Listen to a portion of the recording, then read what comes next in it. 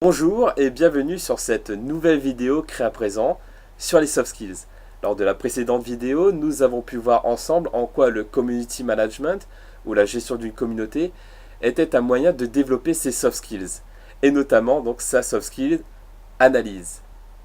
Donc vous avez pu en amont analyser les personnes avec qui vous allez interagir en identifiant ce qu'elles aiment, leurs goûts, ce qu'elles n'aiment pas, dans le milieu dans lequel elles vivent, les mots qui leur parlent le plus, etc. Et vous êtes toujours en charge de votre page ou de votre groupe Facebook, dont les interlocuteurs seront donc des chercheurs académiques, des chefs d'entreprise ou des étudiants. Suite à cette analyse, suite à cette base d'informations que vous avez pu récolter, vous allez pouvoir commencer à vous poser des questions sur la manière avec laquelle vous allez discuter avec eux, sur finalement votre discours. Donc tout d'abord, quels seront les mots que vous pourrez ou que vous devriez utiliser selon la typologie des personnes.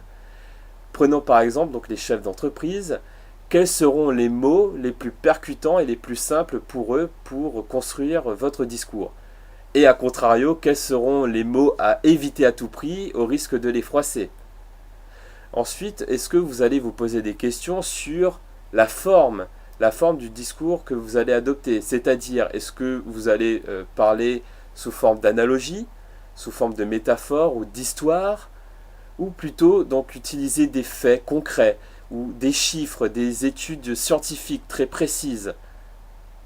Donc toutes ces questions finalement vont vous permettre de structurer votre discours que vous allez employer donc dans votre communauté.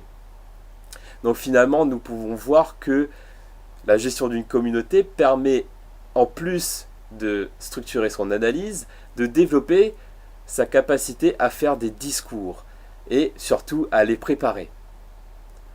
Donc nous allons voir par la suite, donc dans des prochaines vidéos, quels autres soft skills la gestion d'une communauté donc permet de booster. Donc je vous remercie et je vous dis à très bientôt dans une prochaine vidéo.